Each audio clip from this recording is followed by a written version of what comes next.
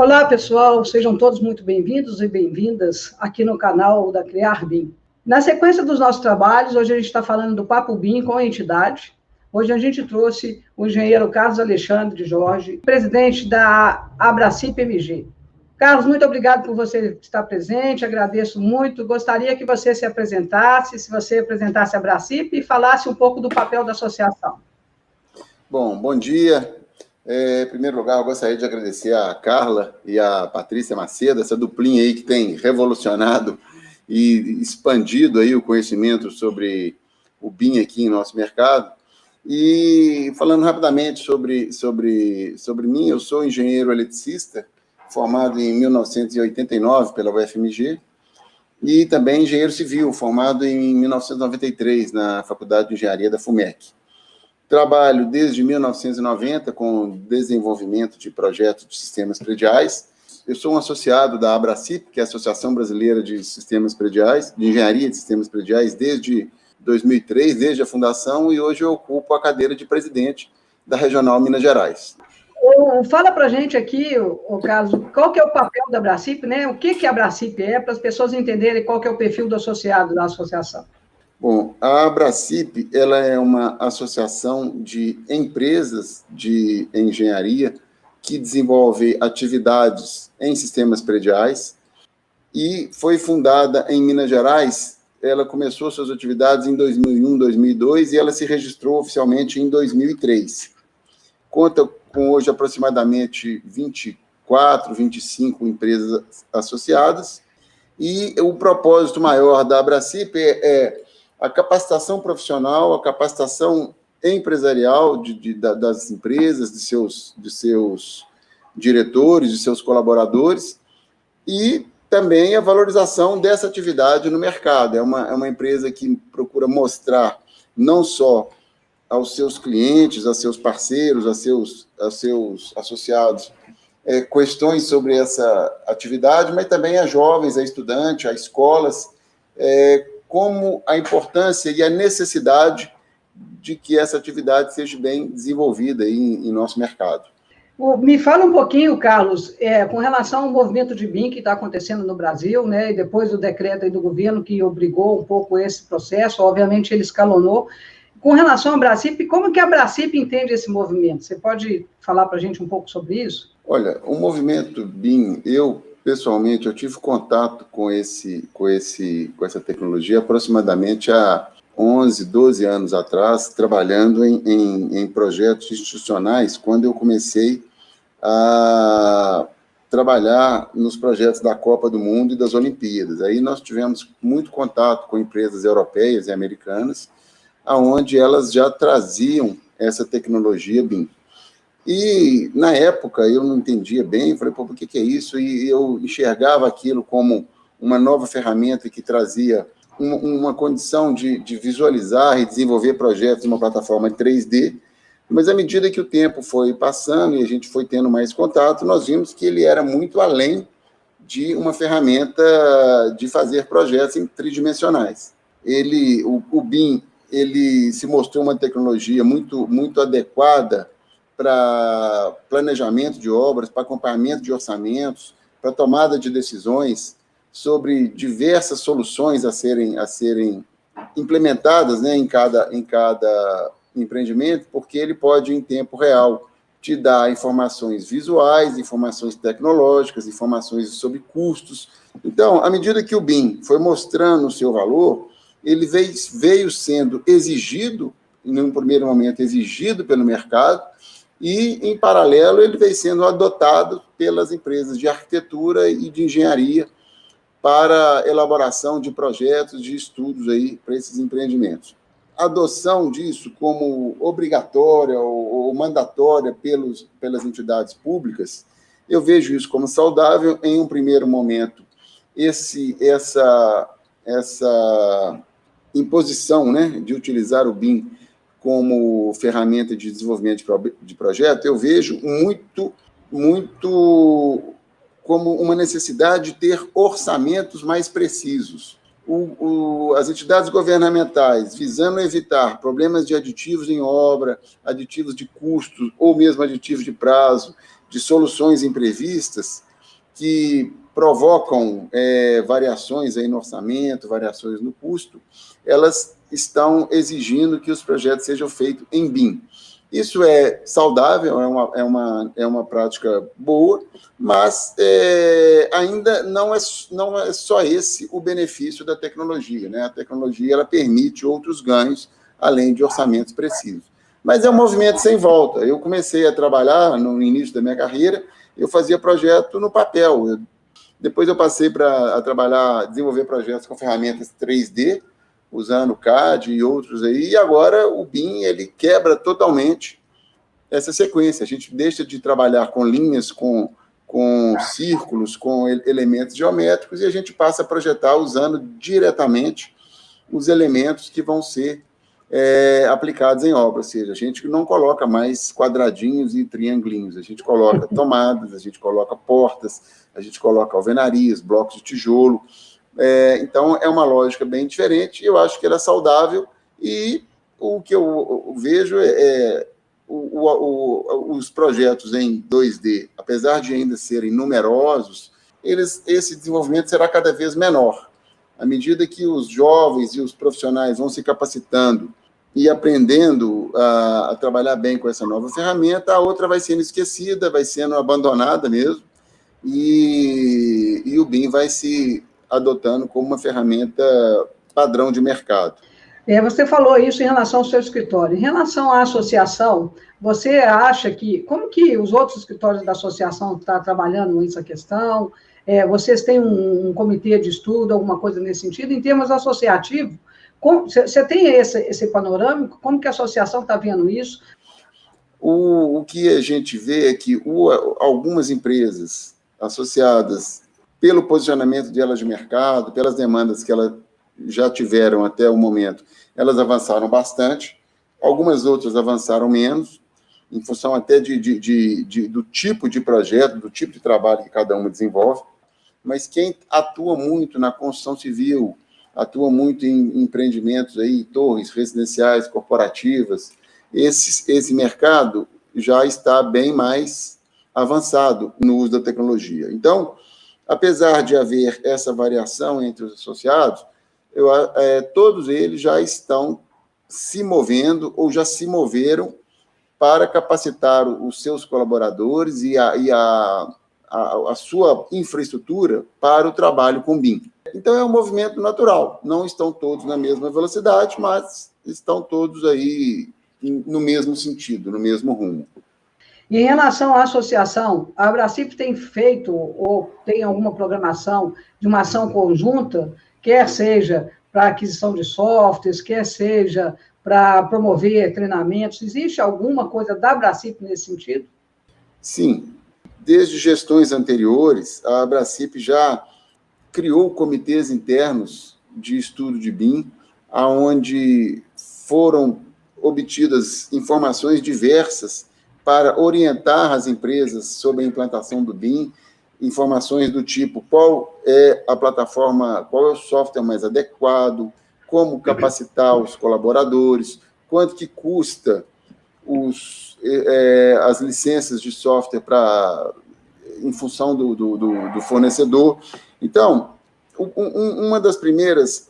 A Abracip fez várias ações, mas uma das ações realizadas para os associados foi dar a ele um panorama real de qual seria o investimento e, além do investimento, qual seria o passo a passo para implantar isso, a plataforma BIM, nos seus escritórios.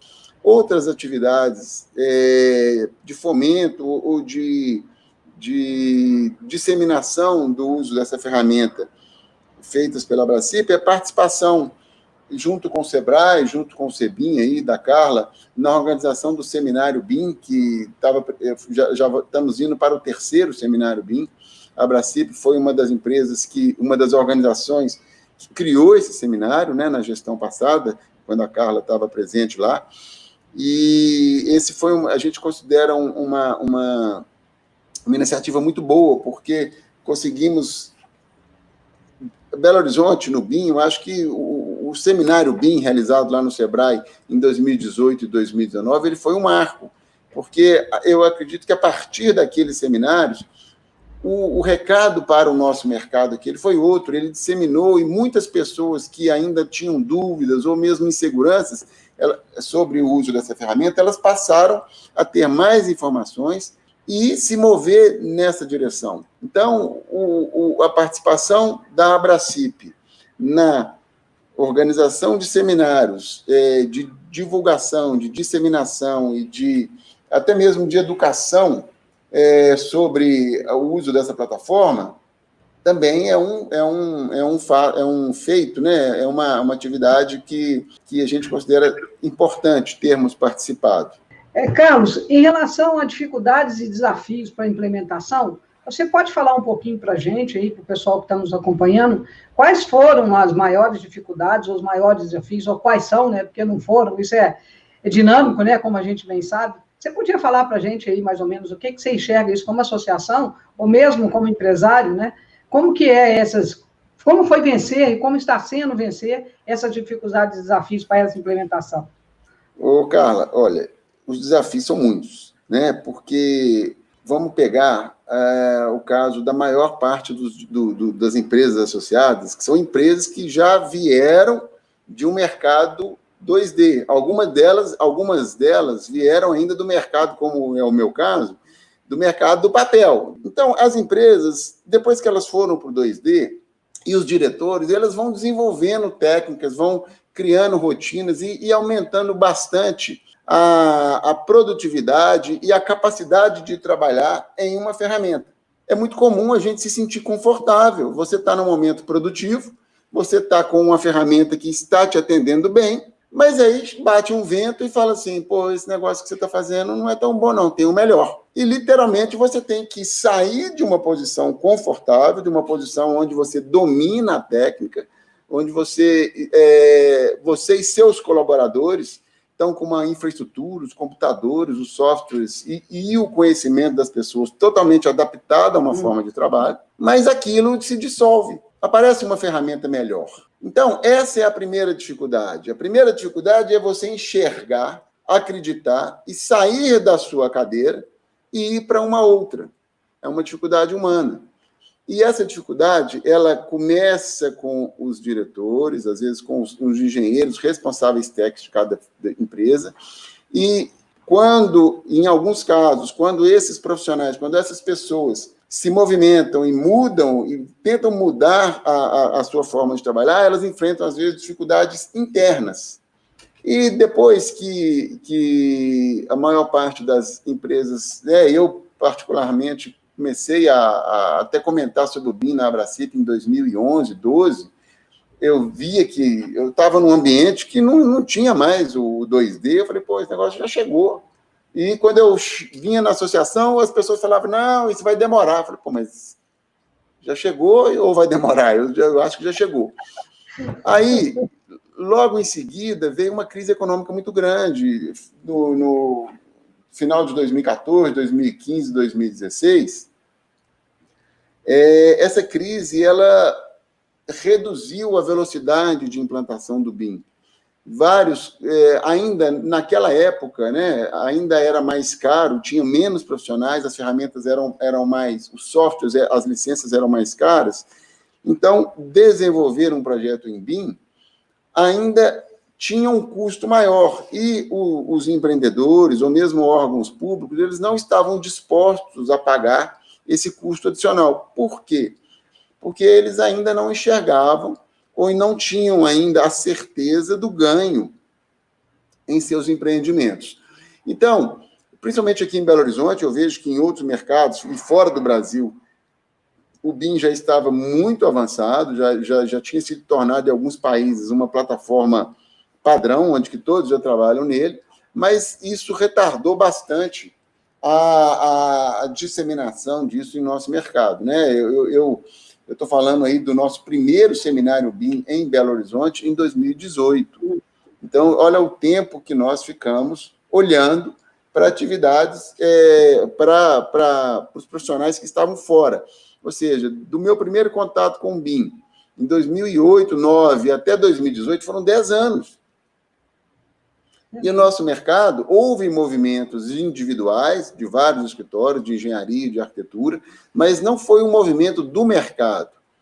Com a união aí da Abracip, do Sebrae, da própria FIENG, o Sinduscom, quando essas organizações deram as mãos e começaram a trabalhar junto nessa propagação dessa ferramenta, isso já tinha se passado muito tempo da invenção e do uso dessa tecnologia em outros mercados. Então, eu responsabilizo um pouco, eu vejo isso como uma consequência dessa crise econômica que a gente passou, de 2014 até, eu nem sei até, porque quando a gente não estava acabando, ela voltou, né? Mas essa é uma outra, né? Respondendo a sua pergunta, essa foi uma outra dificuldade. Ainda falando sobre os desafios, né, que cada empresa, que o nosso mercado enfrenta, a formação de mão de obra. A gente tem hoje 2 tipos de profissionais, o cara que sabe BIM e o cara que sabe engenharia. O profissional que é experiente, que já tem uma vivência grande na engenharia, é uma geração que não começou a trabalhar no BIM. Então, ele ainda, a maior parte, não estou falando todos, mas uma boa parte desses profissionais tem dificuldade ainda de trabalhar nessa ferramenta e se sente muito mais confortável na outra. Se tivesse um jeito, não da gente ensinar o BIM para o cara, mas de apagar o que ele sabe da outra, talvez seria bom. Mas não tem jeito, ele sabe, se sente confortável e usa aquilo. É muito comum, eu vejo lá, até no meu escritório, lá na Lumes, na nossa organização lá, às vezes o cara faz um projeto, ele rabisca ele numa ferramenta 2D para depois ir para o BIM.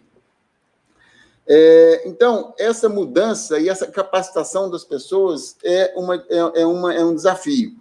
Eu acredito que a maior parte dos profissionais ela ainda não está pronta, ou seja, nós temos muito poucos profissionais hoje com 15, 20 anos de prática de engenharia ou de arquitetura e prática de BIM. Isso não tem. Então,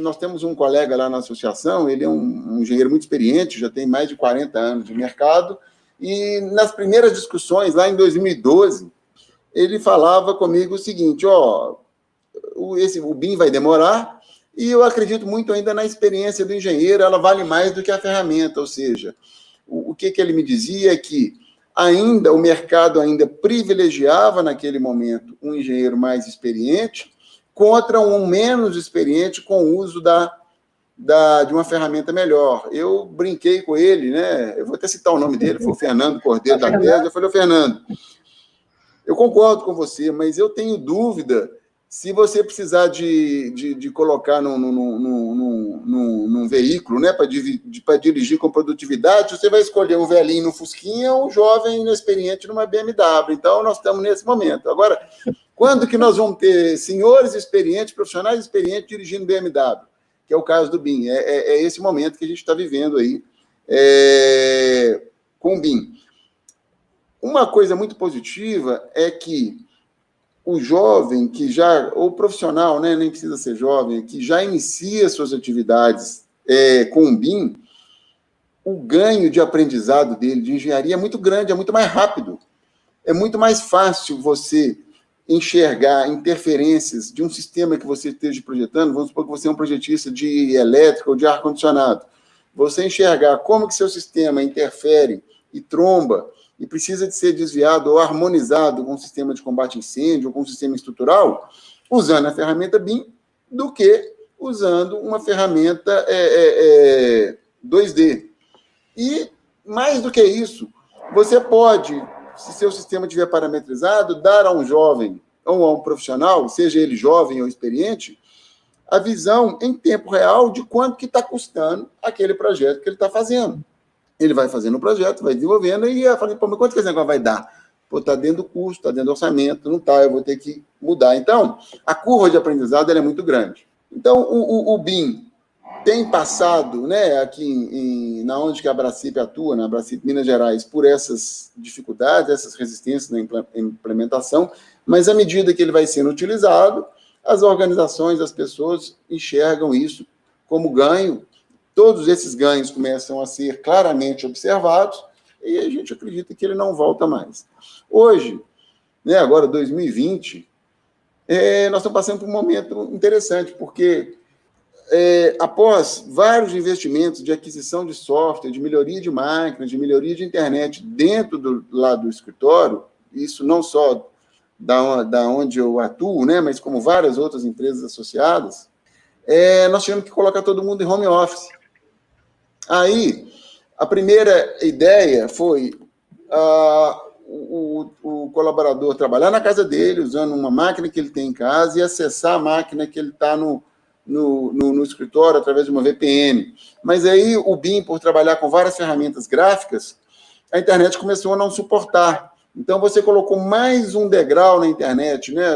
Vamos pensar que você está trabalhando em um projeto gerenciado por um gerenciador BIM, onde que as informações são gravadas num determinado servidor, ela é trabalhada num escritório de projetos de engenharia, de sistemas prediais, ou de estrutura, ou em outros de arquitetura, todos eles juntos, e esses trabalhos têm que ser sincronizados por um servidor que está em outro lugar. Então, você tem apenas um canal de internet entre eles. Aí, agora, eu tenho um outro canal, que é o canal entre a casa do colaborador, o escritório onde ele trabalha, e um outro circuito ainda entre o escritório e o servidor, ou a coordenação de projetos. Então, isso ainda é um dificultador. O fato de... o que está ajudando, né, essas disseminações aí de internet via fibra e de velocidades maiores, eu acho que isso, sem dúvida, é necessário para essa nova forma de trabalho aí, com as pessoas atuando muito em casa e trabalhando em ambientes corporativos. E um outro ponto ainda, que a gente também está passando nesse momento, é que nós temos a licença no escritório. Aí o colaborador está na casa dele. Aí nós estamos tendo que negociar com a empresa fornecedora das licenças, né, a empresa com quem a gente adquiriu, para que essa licença seja utilizada pelo colaborador na máquina dele, na casa dele. Ou, em alguns casos, a gente está pegando a máquina, o computador da empresa, levando para a casa do colaborador.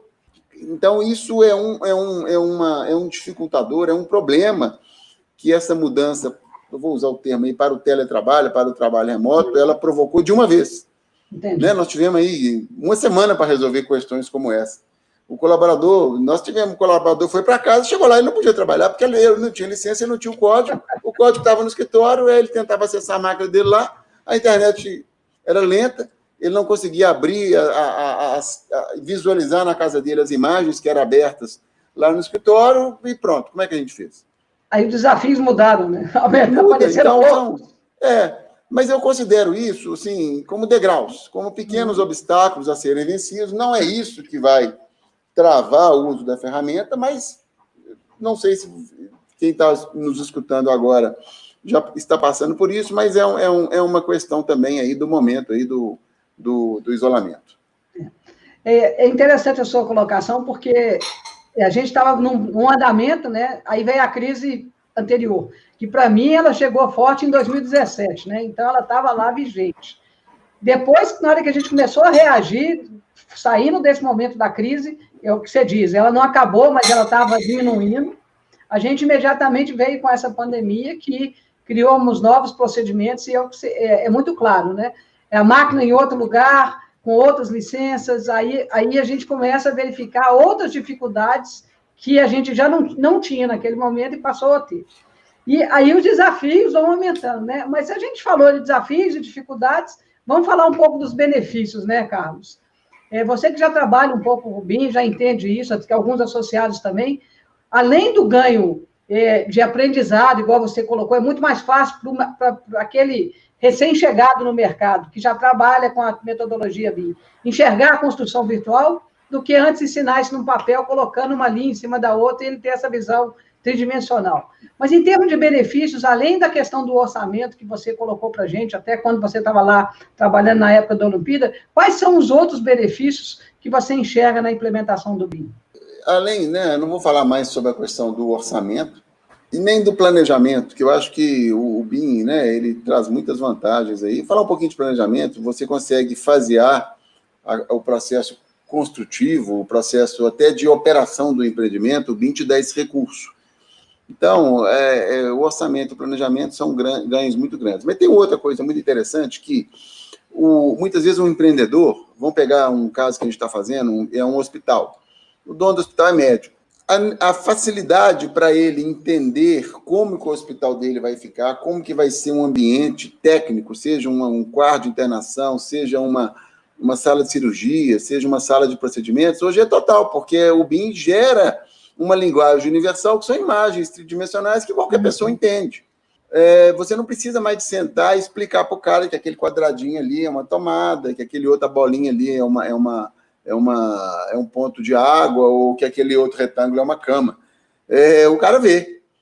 A tomada de decisões por parte das pessoas que não são técnicos, né? Aí eu estou falando proprietários de empreendimentos, investidores, ou até mesmo pessoas que vão comprar um imóvel, o BIM te dá uma ferramenta muito melhor. Você consegue, para um eventual cliente de uma consultora, você consegue mostrar para ele como é que vai ser o ar-condicionado, aonde que vão estar os sistemas prediais, como é que ele funciona, como que são as torneiras, como que serão as tomadas, numa linguagem muito mais fácil do que com plantas técnicas. Então, hoje, eu já vi alguns empreendimentos que, além das plantas humanizadas de arquitetura serem utilizadas como ferramentas de venda, você tem modelos dos sistemas prediais em funcionamento, para que um eventual comprador ou investidor naquele empreendimento possa enxergar questões que antes não eram mostradas para ele, por falta de uma ferramenta adequada.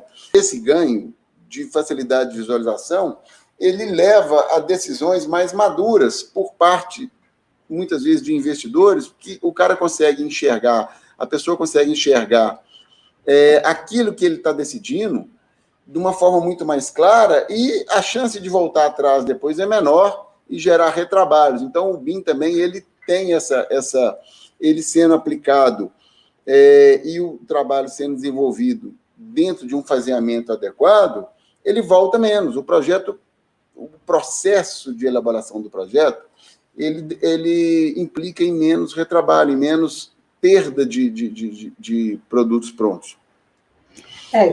Então, são muitos. Quer dizer, eu citei 2, né? Além de orçamento e planejamento, são vários ganhos aí da ferramenta. Realmente, quando a gente entende o BIM como todo, né, exatamente o que você colocou, até mesmo aquela dinâmica que, quando a gente fazia projeto em 2D, você tinha que desenhar cada detalhe, né? Hoje, como o BIM é construção virtual, de cara, qualquer software BIM, na hora que você faz a planta, você já tem todos os detalhes, os cortes, vistas, o que facilita também essa diminuição de tempo gasto nos desenhos, né, vamos dizer assim. Porque quando você consegue, fica mais fácil de tirar. Agora, interessante é o seu comentário, né? Essa visão da gente poder usar a metodologia, né? Eu chamo de metodologia porque é um conjunto de coisas, né? Não é só software. Facilita bastante esse entendimento, porque é o que você disse, né? Traz a linguagem universal. Porque a imagem fala mais do que 1000 palavras, né? Você poder mostrar as imagens para os investidores e proprietários para entender todo o processo, realmente é um ganho enorme. E quando ele aprova e aceita, é o que você falou, chega de retrabalho, porque as mudanças são mínimas, né? Porque sim, ele enxerga, ele viu. Então, vamos pegar um caso que a gente está colocando agora lá, a gente estava dimensionando um reservatório de polipropileno, e o cara estava na dúvida se a cabeça não ia, nós pegamos a imagem, colocamos lá dentro, falou, ele vai entrar assim, vai ficar apertado aqui, vai ficar folgado ali, e aqui ele não passa, tem que quebrar uma parede para ele entrar. Acabou, o problema está na mesa. Você mostra isso com 5 minutos de imagem. E às vezes, e nas ferramentas anteriores, isso às vezes gastava 1 hora de reunião para você conseguir que todos estivessem nivelados em função da informação que você estava apresentando. E isso que você colocou agora, Carla, não tem mais detalhe, né? O projeto ele já é elaborado em forma de detalhe. Então, quantos detalhes são possíveis de extrair de um projeto de uma pequena residência? Infinitos. Você pode mostrar qualquer coisa, qualquer vista. Então, o colaborador, o executor, é uma outra dificuldade ainda. A obra, vou voltar um pouquinho na pergunta anterior, os executores, a maior parte deles, tá? Não vou falar todos, eles ainda trabalham com papel. Então, eu estou aqui, ó, em frente à minha casa tem uma obra ali. Esse projeto aqui ele foi feito em BIM. Eu não estou vendo ninguém com tablet ali executando, montando ferragem, montando armadura, todo mundo com papel. Ou seja, isso é um paradigma que ainda vai ser quebrado. Eu acredito que nós estamos no estágio de 0 a 100, né? Com 100 todo esse paradigma quebrado e as obras sendo executadas com ferramentas 3D ou tridimensionais, não só tridimensionais, mas com o BIM na mão do trabalhador, nós estamos no zero. Nossa mão de obra de campo, o eletricista, o armador, o bombeiro hidráulico, o montador de alvenaria, ele ainda depende de um papel. Então, essa dificuldade, eu vejo ela como séria, porque ela gera trabalhos desnecessários. Se você colocasse na mão de um profissional uma ferramenta onde ele pudesse visualizar todos os recursos de um projeto em BIM, ele teria muito menos dúvida, muito menos dificuldade de montar o que ele está fazendo, do que da forma como é hoje. Hoje a gente tem uma ferramenta poderosa, mas quem vai aplicar essa ferramenta no processo construtivo, né? Não estou falando em outros processos aí de operação de empreendimento, mas no processo construtivo, a ferramenta de visualização ainda é um papel que só tem 2D. Você não consegue ter uma visualização tridimensional no papel, né? Você tem um X e Y ali, você pode ter desenhos que simulam um tridimensional, mas isso ainda não ocorre. E os projetistas ainda precisam de ficar escolhendo pontos da obra para extrair, gerar detalhes, né? Vamos chamar de detalhes construtivos de alguns pedaços da instalação, ao passo que com uma ferramenta de visualização dinâmica, você poderia ter detalhes de qualquer ponto da instalação. Então, isso também é um passo a ser vencido, mas nós estamos no caminho ainda. Na sua opinião, por que você acha que as construtoras ainda não migraram para os tablets? Porque é muito mais simples, em termos de custo, né? Se você pensar em custo de impressão, a quantidade de desenho que você precisa e a facilidade e o ganho de você trabalhar no tablet, que hoje não é um custo tão elevado, na sua opinião, por que você acha que as construtoras ainda não migraram para esse procedimento? Porque o custo, se você comparar o custo de meia dúzia de tablets para uma obra com o custo de todas as plotagens que o cara vai ter que fazer durante a obra inteira, realmente, eu acho que o tablet é mais barato. Claro. Tá? Agora, o trabalhador tem que saber usar o tablet. Então, capacitar o armador, capacitar o montador de ferragem, capacitar o cara que faz tubulão para usar um tablet, eu acho que é a maior dificuldade. E, às vezes, até um encarregado, um mestre de obra, um engenheiro de campo, às vezes esse profissional ainda não está totalmente capacitado a trabalhar com essa ferramenta e ele vira um fator de resistência.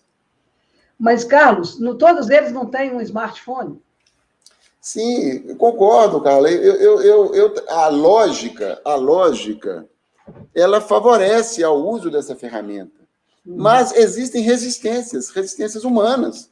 O cara tem um smartphone, mas ele ainda não se sente seguro e confortável de usar o smartphone dele como ferramenta de leitura de projeto.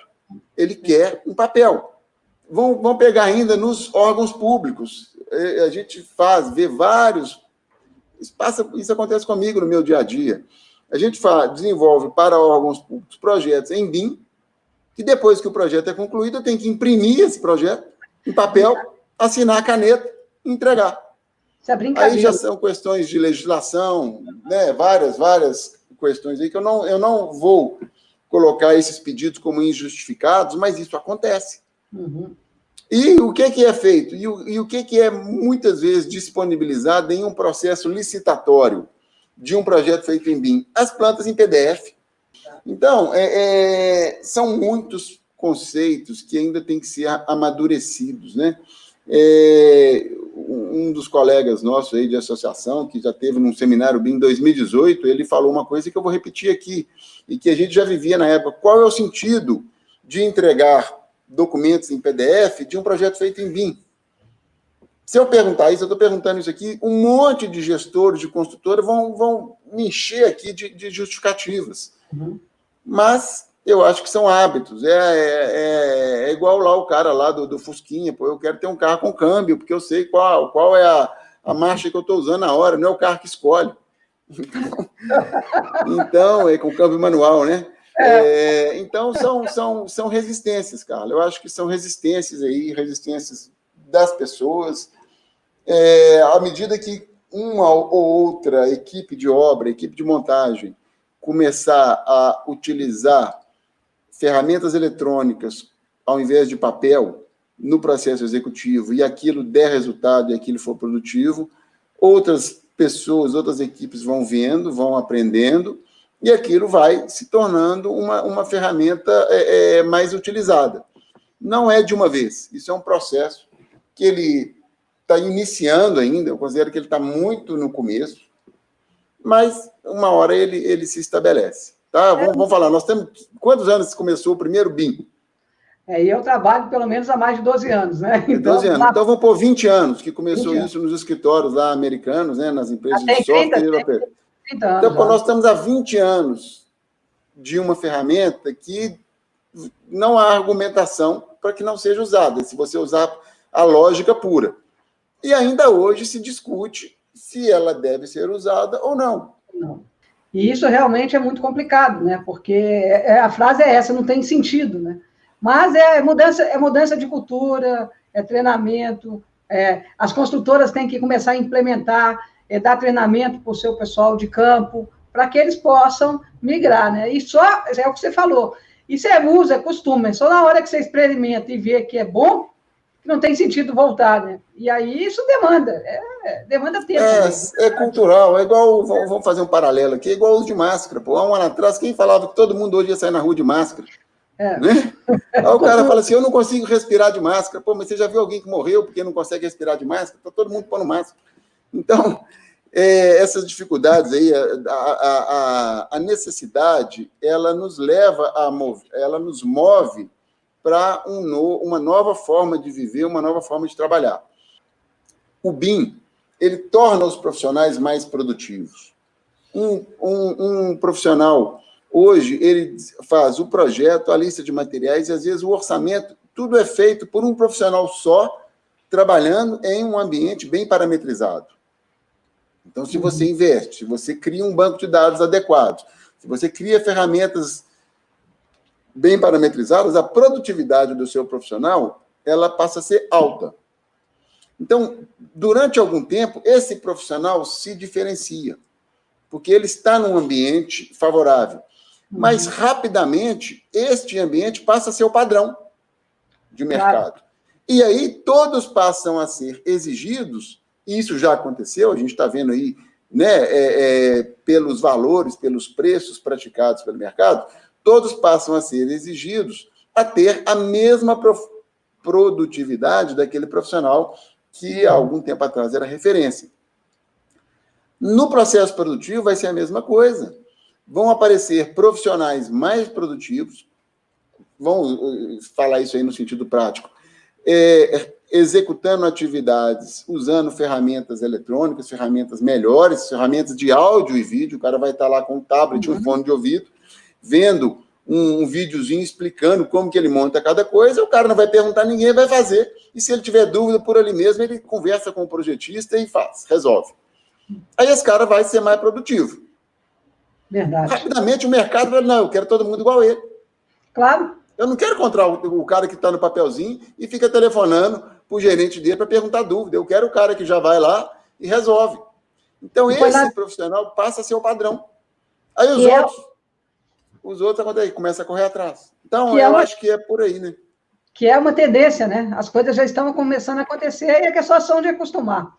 O que impulsiona o BIM, Carla? O que impulsiona? O que eu vejo que impulsiona o BIM? É a lógica econômica. Os investidores, o poder econômico, eles conseguem resultados melhores do que com as ferramentas anteriores. E Claro. Essa força é muito grande. Isso atropela tudo. Passa por cima de tudo, não tem jeito. É uma onda que você pode demorar para entrar, dependendo do tempo que você demora, você não entra mais, e ela vai arrastando. Então, é uma questão de tempo. Eu não estou falando se vai ter tablet na obra, se não vai. A discussão nossa aqui é quanto tempo isso vai demorar. Beleza. Carlos, a gente vai passar aqui para os comentários da pergunta, mas antes eu queria que você deixasse um recado aí, se você tivesse que dar algum recado para os profissionais que estão entrando, para as empresas, os associados, que recado que você deixaria com essa discussão nossa sobre o BIM, né? Por que não implantar? Qual que é o recado que a gente daria? Carla, olha, vou falar sobre os associados da Abracip, certo? Eu acho que lá já passou esse momento de por que não implantar. Ninguém mais me pergunta, ninguém mais pergunta para um colega, eu devo ou não ter o BIM? Essa pergunta já acabou, ela já morreu. Tá certo? Então, não tem mais esse recado. Eu acho que o recado para o colega hoje, para alguém que tenha um escritório de engenharia equivalente aos que nós temos lá na associação, é como implantar, qual o caminho eu percorro. Eu estou fazendo certo? Como que você tem feito? Como que você tem trabalhado? Então, nós já estamos muito mais no como que eu ando por essa estrada, de se eu entro nessa estrada ou se eu fico na outra, entendeu? Então, existem hoje ferramentas, softwares muito parametrizados para desenvolvimento de projetos de instalações, eles têm um conteúdo de engenharia já pronto, tem algumas limitações gráficas, limitações aí diversas, mas ele já tem recursos de dimensionamento. Então, eu uso uma ferramenta graficamente poderosa, uma ferramenta complexa, ou eu uso uma mais simples, mas já com parametrizados. Então, são dúvidas como essa que são apresentadas hoje no dia a dia, entendeu? Aí cada um vai escolher o seu caminho. Então, voltando aí à pergunta, o nosso papel hoje é tentarmos estabelecer dentro da necessidade de cada associado, de cada profissional, qual é o caminho mais adequado para ele. E é o que a gente vive lá no nosso dia a dia. É verdade, concordo com você. Eu vou aproveitar aqui, vou ver se tem alguma pergunta para colocar, mas vou aproveitar para te agradecer você, Carlos, da Abracip, para estar com a gente aí nessa disseminação da informação de forma geral, né? Sempre de busca, trazer conhecimento, trazer soluções e mostrar a realidade do mercado. Eu agradeço muito a presença sua, a disponibilidade. É sempre bom a gente estar sempre assim com os parceiros, né? Não tem palavras para te agradecer nesse momento, tá certo? Carla, eu que agradeço. Eu agradeço aí não só pela oportunidade que você está proporcionando para mim aí, como Abracip, e também para o mercado, pelo esse trabalho importante que você faz aí, de disseminação, de divulgação e de construção de uma engenharia melhor aí aqui em Minas Gerais. Acho que esse trabalho seu eu valorizo ele muito, eu reconheço isso, a importância, e me coloco como profissional, como colega da Lumens e também como diretor lá da Abracip, à disposição para o que for preciso, para fortalecer e dar continuidade aí para esse trabalho que você desenvolve, que eu considero ele muito importante, tá? Muito obrigado. Bem, Carlos, a gente está chegando no nosso horário, senão daqui a pouco cai lá no Facebook. Eu agradeço novamente aí a sua presença. Nós vamos abrir novas discussões, porque eu acho que isso é enriquecedor. E se tiver novas dúvidas, eu vou encaminhar para você poder responder, ok?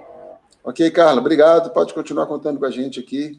E obrigado mais uma vez pela oportunidade. Valeu. Beijinho para você aí. Tá bom. Ok. Tchau. O pessoal, só voltando aqui para a gente encerrar o nosso canal, agradeço aí a presença de vocês, divulguem. Lembrando a vocês que a gente tem um canal lá no Telegram, onde a gente coloca a agenda da semana e algumas informações. Basta você se cadastrar lá no canal e você vai ter acesso a essas informações. Agradeço a todos, desejo um bom dia e até amanhã. Um beijo para todos.